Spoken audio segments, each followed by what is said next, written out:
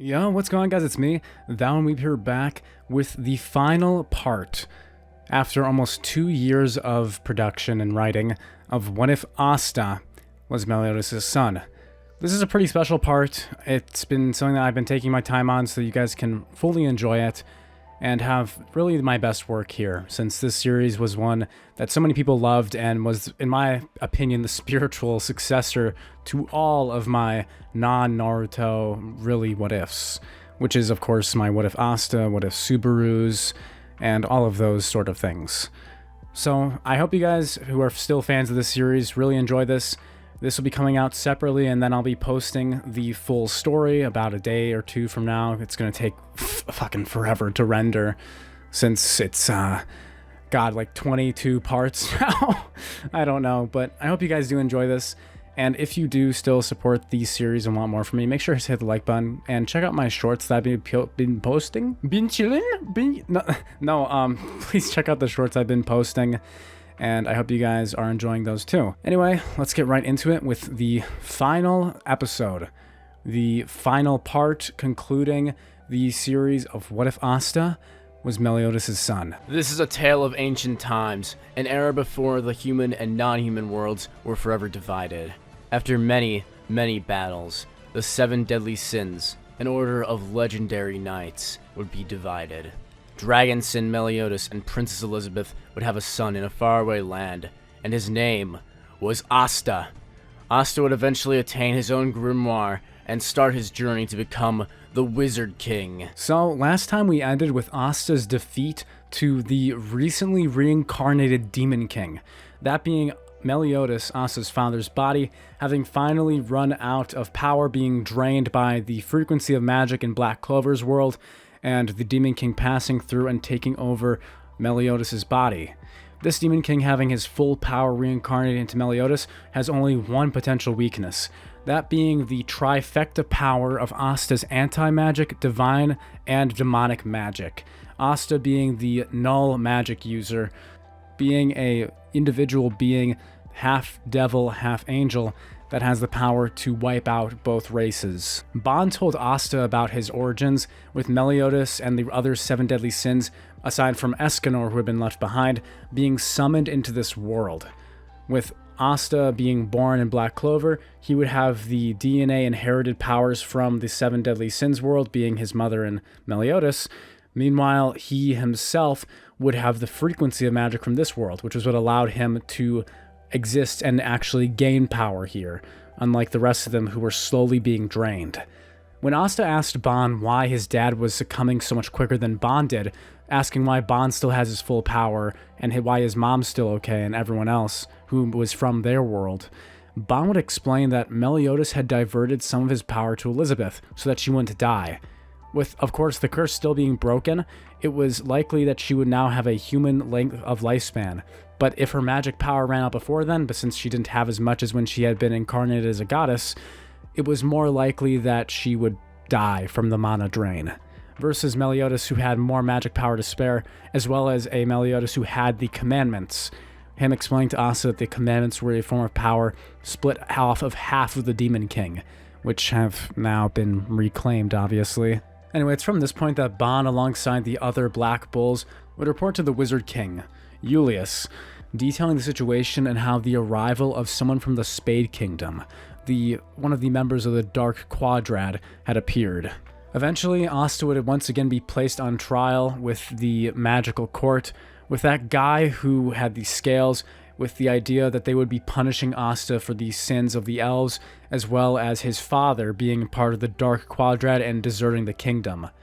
Asta would go to attend the trial, with everyone saving Asta just like the original Noel and Mimosa stepping in, and of course Asta would be saved, with Asta now having his trial placed on hold until the whole ordeal with the Spade Kingdom is done and over with. And in the meantime, an alliance with the Heart Kingdom is what would be sought after, with the representatives being sent to go from the squads being who they were in the anime, with Ban being left alongside Captain Yami to protect the kingdom, as well as the other Magic Knight captains.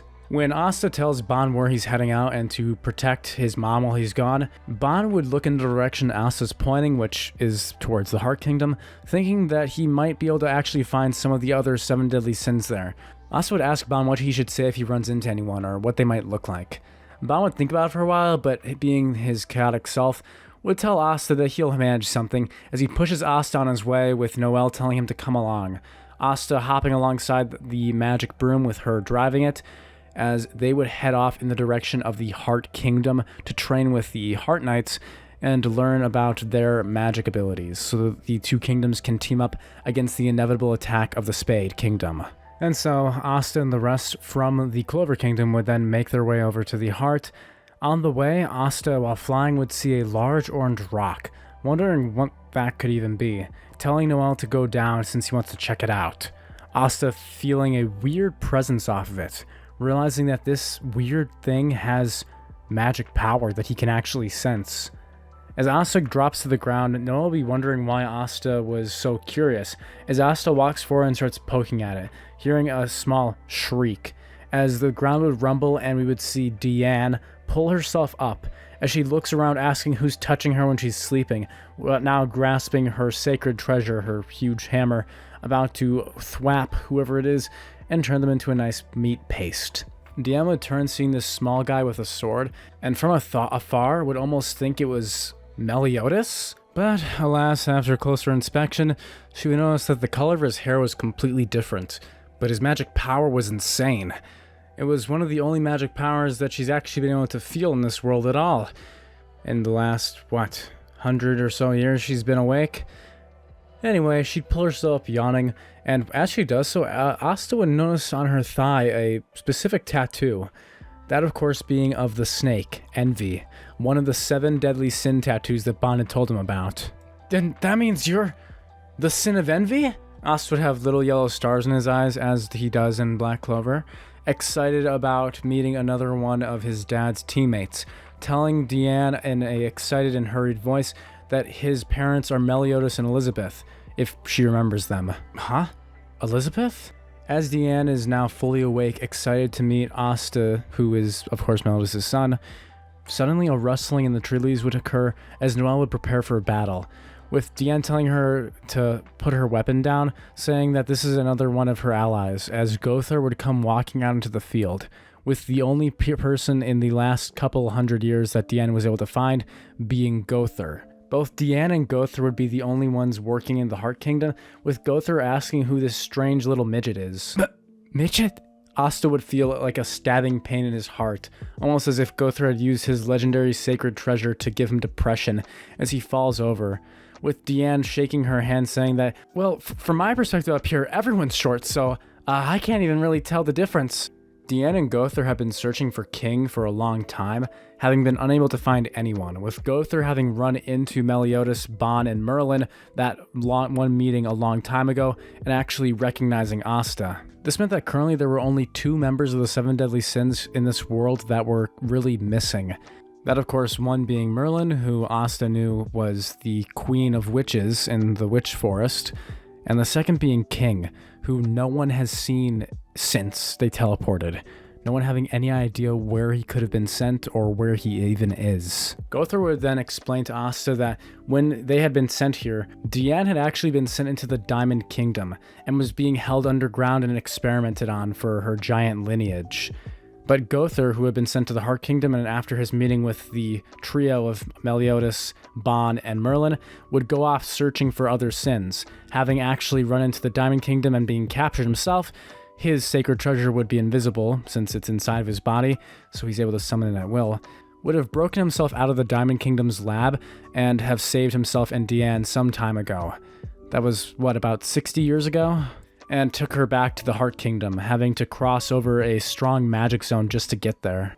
After they had arrived back at the Heart Kingdom, they had pretty much gone undetected, but figured it was still a good idea to earn some protection, are now actually working under the Heart Queen as 2 of her generals. Deciding to take Asta and Noelle back with them to the Heart Kingdom, the 4 would then head back to the center of the Heart Kingdom, where the Water Spirit would be defending everyone, now meeting up with the rest of those who had been sent from the Clover Kingdom. Laura Petrica would ask Gother to use his power to transvert the events of the last several months as to why their alliance is happening, with him using his bow to send the emotions of her queen into everyone, shooting into the Clover members the emotions of Queen Laura Petrica, as well as the effect of the curse from Magicula, one of the demons currently serving under Meliodas, or, well, should I say, the Demon King. Deanne and Gother would explain to Asta that this kingdom has a unique way of dividing people who use magic into different skill and talent ratings.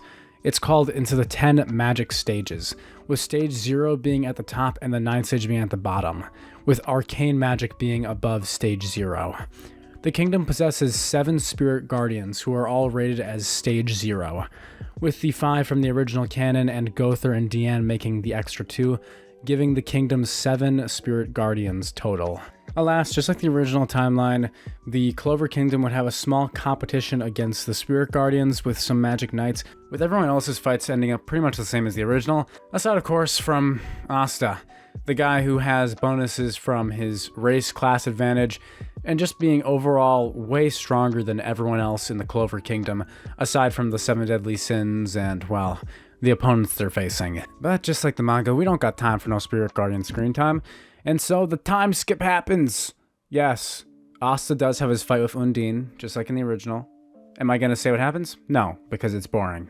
Anyway, we do get the lake scene. You guys know if you watched Black Clover, the lake scene, where we have Noelle, Mimosa, and Sekre discussing with Lolo Petrica on which of them is dating Asta.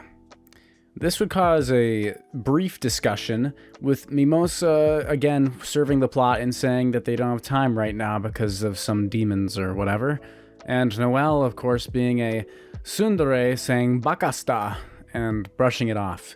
Sekre would simply say that Asta's head makes a nice perch. Asta gives good head. What are you doing? I didn't say anything. I didn't say anything. What? Anyway, gentlemen, let's get back to business.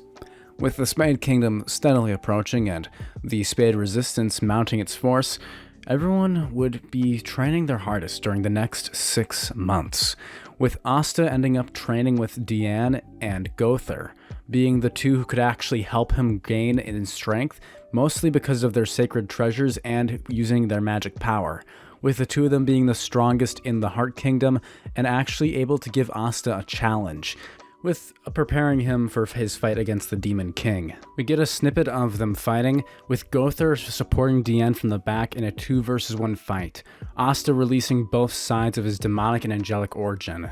Gother would successfully snipe Asta with one of his magic arrows, piercing Asta's black wing, sending him sprawling to the ground.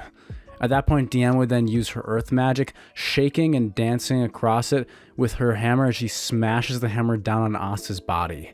Asta would have both his arms up trying to carry the weight of the blow, but Deanne's power and force and physical might would just be too much and overwhelm him, causing him to be crushed into the ground.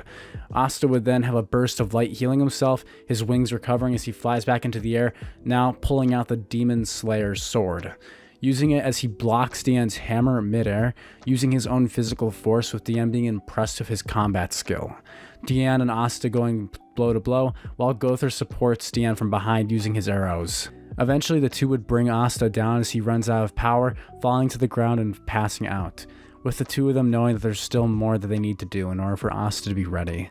6 months would pass, and as the team is standing together, they would receive a report from an attack on one of the villages in the Spade Kingdom, with the Dark Quadro collecting more villagers to drain their mana in order to power their huge machines, just like they were doing in the original.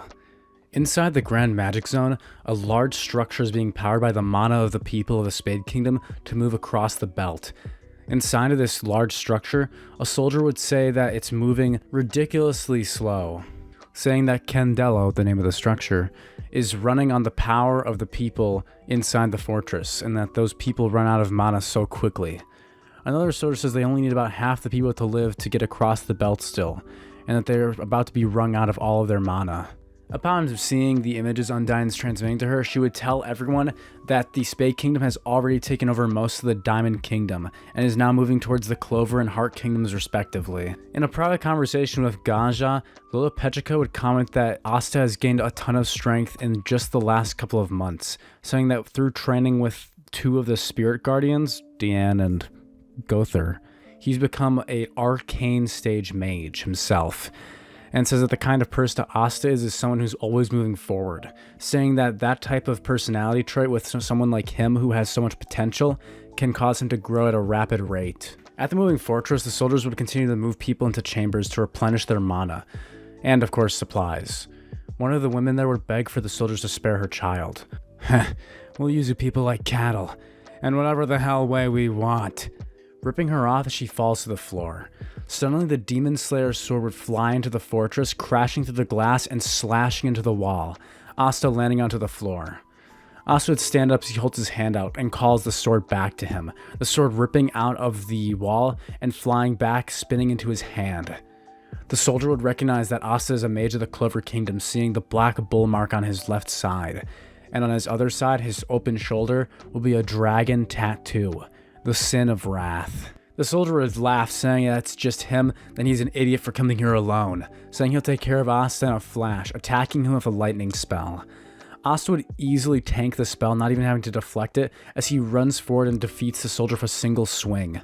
Asta turning and telling all the soldiers to come at him, and that he'll defeat them easily. Back in Hajj village, Sister Lee would walk outside the church, saying that the weather seems to be rainy today.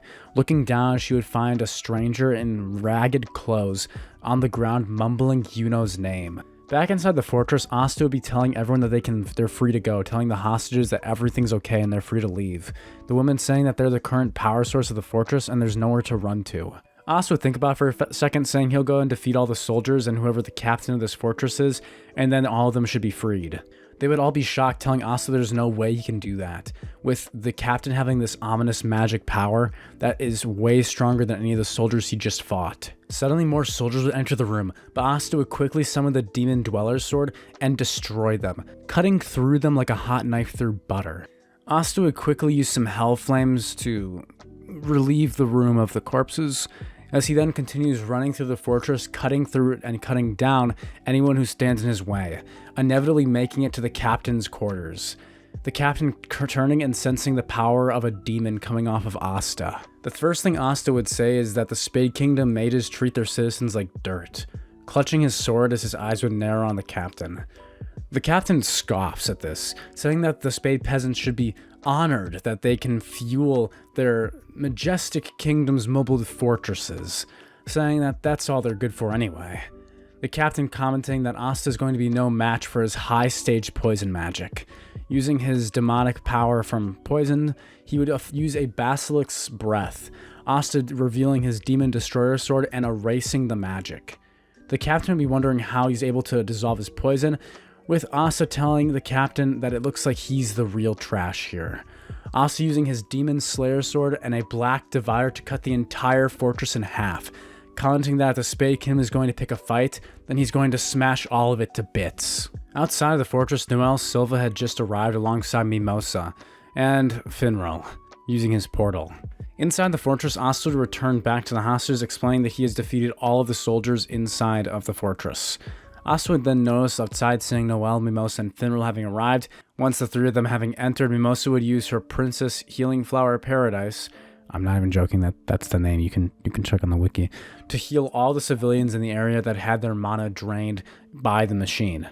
Upon seeing this, the civilians are wondering what they're going to do now. Noel will tell them that it's not a problem, saying that they're going to be taking back the territory inside the Spade Kingdom, and also their old villages so they can all go home. And of course, by this point, Luck and Leopold had already managed to defeat all the soldiers and liberate the village inside the Spade Kingdom's town. They would contact Asta, informing them they had finished off their end of the deal, Finral using his portal to meet up with them as they had already marked the place, bringing all of the villagers back home. They would ask again what they're planning to do with the village, Asta saying that the people can do whatever they want, saying it is their village after all. Inside the Spade Kingdom's capital, the Dark Triad of Zenon, Vanica, and Dante would have a meeting, with at the head of the table being their lord, the Demon King.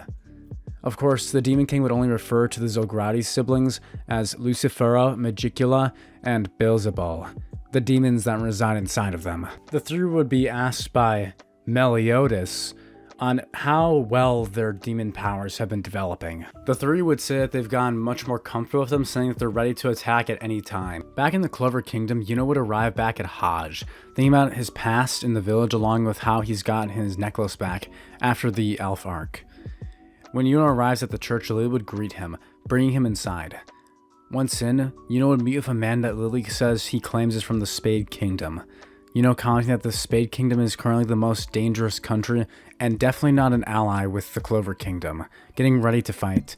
The man would say quickly that he's not their enemy, explaining that the Spade Kingdom was originally a peaceful country about 20 years ago, before the Dark Quadrant had shown up and took over the kingdom, ruling over its people with fear.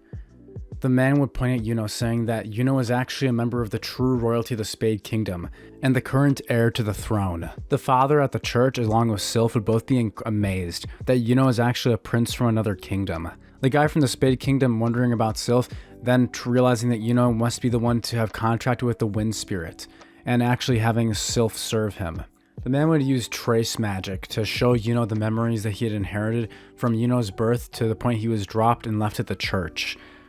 The guy explained to Yuno that he should know that everything he just shown him was true.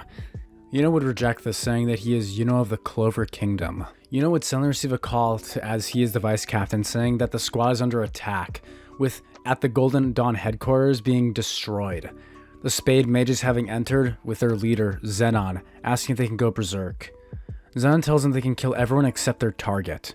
With Yuno fleeing through Hajj, Yuno flies back on his broom, trying to get as quickly as possible back to the Golden Dawn base to fight off the Spade threat. While the base is being destroyed from both sides of the Dark Disciples and the Golden Dawn members fighting to the death, Zenon would meet with the captain of the Golden Dawn, William Vengeance. And so the battle between Zenon's bone magic and William's world tree magic would begin. Yuno would arrive back at the base, beginning his fight with Gadarois, a stone magic user who's being enhanced by devil power. Being one of the Dark Disciples, would attack Yuno. Yuno, saying he's not feeling like dealing with this trash, would activate his spell, using the Spirit of Zephyr. Gadarois managing to actually block it, beginning to gloat that Yuno's Spirit Dive is no way even close to being powerful enough to defeat him. At this point, he managed to notice that Yuno's spell is actually eroding his stone. Yuno's magic managing to cut down Gadarois, proclaiming that he's going to shut down the devil's operation. Suddenly, Zenon and William would come crashing down through the ceiling, as all of the Golden Dawn members would notice, turning to find that William had been defeated. Zenon noticing instead that some of the Golden Dawn members are somehow still alive. Sylph would tell Yuno to quickly activate his Spirit Dive spell, saying that Zenon's bad news. Zenon would activate his bone magic, the three realizing there's no place to evade inside of this space, trying to defend themselves. Yuno would manage to create a wind sword, cutting through the bone and blocking the attack, as he turned, seeing Klaus and some of the other members had failed to do so and were now severely injured and impaled by the bones. Zenon would claim that seeing Yuno was able to cut through his bones, that Yuno is clearly at least a stage 0 mage, saying that he'll show Yuno 55% of his devil's power. Zenon would quickly defeat Yuno, stating that it's not that Yuno's weak, it's just that he's too strong. Yuno would grit his teeth, saying that that's nothing compared to a real devil, thinking of Asta's demonic power, as he tries his best to fend off Zenon and defend the kingdom. The guy from earlier from the Spade Kingdom would be arriving into the Golden Dawn's headquarters, having ridden on a broom with Sister Lily and Father, walking into the base to see the building completely wrecked, and to find Yuno laying on the ground with a bone sword impaling through him, as Sylph, the wind spirit's beginning to fade away, crying over his now dying form. Suddenly, Captain Vengeance's last spell would activate, healing all of the members who were still alive at the Golden Dawn.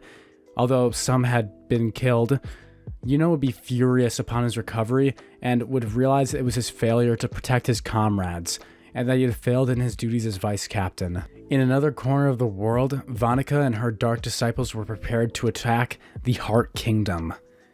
Meanwhile, back in the Spade Kingdom, Dante would comment how about mankind's evil true nature, saying that mankind makes the world a boring place to live.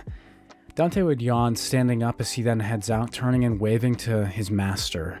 The blonde golden hair of the king of demons simply nodding, as Dante would leave wondering what kind of mage Yami Sukahiro would turn out to be. While Asta is still on the border of the Spade Kingdom with Finral and the other members of the Black Bulls, Asta would be talking to the rest of the squad, with Finral now running back and opening a portal to enter into the get Captain Yami. Henry would suddenly inform everyone that they're being invaded, and that their base is actually floating. Dante, being outside the base using his gravity magic, noticing that Yami's not there, would decide to play with the remaining Black Bulls until he shows up. The Black Bulls would try to attack Dante, but using his gravity magic, he would just stop them easily, basically bullying them, while they're surprised by his powerful magic attribute. Dante would be glad that the Black Bulls have yet another Stage 0 mage like Yami. He would say this while Vanessa would be using her power of Rouge to undo the deaths of everyone around her. Of course, her being the highest level mage besides Yami there right now. As Dante prepares himself to kill Vanessa, saying that it's a shame he has to kill such a pretty girl, suddenly his hand would stop as a bead of sweat would drip down the back of his wrist. What is that? He's not even using his gravity magic, but it felt like the pressure on his body had exuded by 20%. He could feel it, like an electric shock streaking across his body. This is the same type of magic power as the king. Dante would turn, seeing a portal open, as Finral would have sent Asta back to the Black Bull's base. Asta would fly through, slashing Lucifero's arm off from his body, cutting the entire arm off in a single slash. Dante would kick himself back, realizing that he's completely outclassed just from that first strike. Quickly trying to up the percentage rate of the devil that he's using up past 50%, releasing 60% of Lucifero. No, it's not enough. It's nowhere near enough. Why? Dante and Lucifero would be shocked, as even pushing their power to Dante's limits of his body, they would be unable to even scratch Asta. Asta would clutch his fingers on his left hand, squeezing them and whispering, "Arc." A ball of light would enshroud Lucifero, completely highlighting his body in a golden light as Asta would squeeze his fists together, the entire magical power of his angel half enveloping Lucifero, completely destroying Dante's body. Yami would arrive on the scene to see a Dante that has been completely ripped to shreds. Asta not even having to use most of his power after having been trained by Deanne and Gother for the last 6 months. Dante would die, his soul passing on and Lucifero's connection to the current world being sent back, and with his vessel being destroyed, Lucifero's power would return back to Purgatory. Zagreus would arrive, with him trying to steal Dante, and Asta would immediately begin to fight with him too, with him being surprised, wondering if Dante had not yet arrived, before seeing the pile of ashes that was waiting for him. While Magicula is being taken care of by Noelle, just like the original, we get that really cool fight with her Valkyrie armor and the past of history between the Silva and, of course, Magicula. Asta would be bullying Yuno's adversary, basically playing with him as the bone magic would have no effect, with him burning the bones using a hell flame. As Beelzebub looks into the eyes of Asta, his dark purple miasma covering his entire right side, Asta would envelop him in a complete darkness, pulling out the Demon Slayer sword and executing Beelzebub before he can escape. With his intense power, Asta would have executed 2 of the higher-ranked demons from the Zograti's siblings, completely ruining the Demon King's plan, forcing him to either have to show up and battle Asta in order to take Yami. And with William Vengeance already having been taken back to the Spade Kingdom, that becomes the only option, which is exactly what Asta was counting on. Now, it's all the Black Bulls against the Demon King, as Meliodas' form would show up out of the darkness using teleportation as a void would appear. With Meliodas' form, the Demon King, of course, inside of it, appearing before his grandson. The fight between Asta, the Black Bulls, and the Demon King would begin, with the Demon King using all of the powers at his command, including the commandments. He would be blitzing the Black Bulls. Even Asta would be having a hard time using his sword against Lostfane, as he's trying to defect against Meliodas' speed and power. But even after 6 months of training, not even Asta was strong enough to hold back this enhanced Demon King with the power of his 10 commandments alongside Meliodas' unique magic, which is this destroyer ability that he shows off towards the end of Seven Deadly Sins. The Demon King would be able to cancel out Rouge's fate-altering powers using his commandments. The moment Rouge would be disintegrated, this is when Yami and Asta would turn to tell the Black Bulls to all run, with Finral using his portal magic and them all escaping into the capital, leaving Asta and Yami behind to fight the Demon King. This is where the animation budget goes crazy. And I mean crazy. We get the Utapon cubes, we get the entire landscape being slashed apart, mountains being torn asunder, Yami using his badass dark slash katana, using his mana skin, Asta helping him with his anti-magic, and using his angelic healing abilities to help support Yami, while his demonic attack power is being used against his own grandfather, with the two slashing and cutting all of the Demon King's attacks. Asta and Yami be on the back foot, not able to even do anything to defend against the Demon King, with all of his power and strength being far too much for them. That is, until Finral reappears. A portal opening in the sky as a huge giant crash could be heard, an orange jumpsuit scene, and Deanne, Gother, and Bon, alongside Merlin, have arrived. And finally coming down through the portal at last is Elizabeth, Asta's mom. Bon, I said to protect her, why are you bringing her here? It's way too dangerous. Asta would be arguing with Bon, while the other four of the Seven Deadly Sins, Gother, Deanne, Merlin, and Bon, have arrived to help Asta and Yami. The only members missing are King, Meliodas is sort of here, and Escanor, who was never sent to this world to begin with. The final battle would take place as the Demon King uses all of his energy to fight off the Seven Deadly Sins, who were being weakened already from this world, trying to go after Elizabeth. Bon would be protecting Elizabeth alongside Yami, as Asta would be charging in the front. The Dragon Sin tattoo that he had embedded on him during his time in the Heart Kingdom, shining, as his dragon fights against Meliodas's. Man, that sounds really bad in hindsight, but we're gonna keep it. Alright, y'all ready for a headphone check? Alright, we chilling, we good. I'm not playing around anymore, okay? Let's get serious.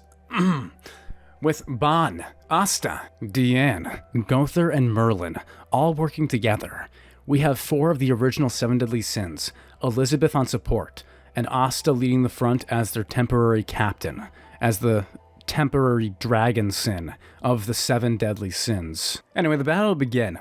It will be pretty epic, with Deanne using her hammer, Gother using his arrows, Bond using his snatch, and his ability snatch, and Asta just destroying everything with physical power.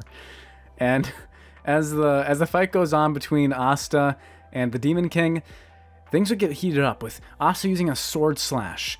Using Lost Vein to block it, the Demon King would then create some clones to fight off the rest of the Sins, with his compatibility between himself and Meliodas' body increasing all the further. As the battle's reaching its climax, with Deanne being taken out, one of her legs being severed, with Elizabeth using her magic to try and heal her, the others would be holding off Meliodas, or well, the Demon King. Finally, the time would come as he would blitz past them all towards Elizabeth. Elizabeth would be shocked as she tries to dodge, but of course being way too slow. As she falls backward, Asta would charge basically almost at full speed, blocking the blow as he finally has the inner demon of the anti-magic book working with him, with his memories completely aligning with his, Liebe having failed to protect his mother and his backstory still, and her being killed alongside quote-unquote Asta. Asta would also be feeling these same memories.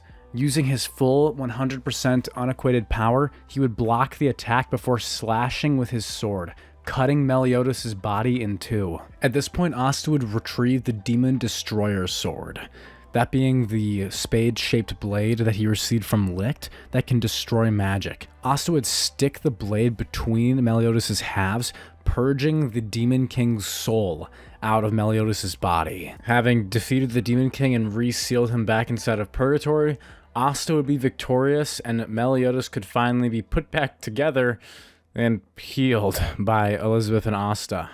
With Meliodas' soul still being deep within his body, he would currently be unconscious for the next several weeks.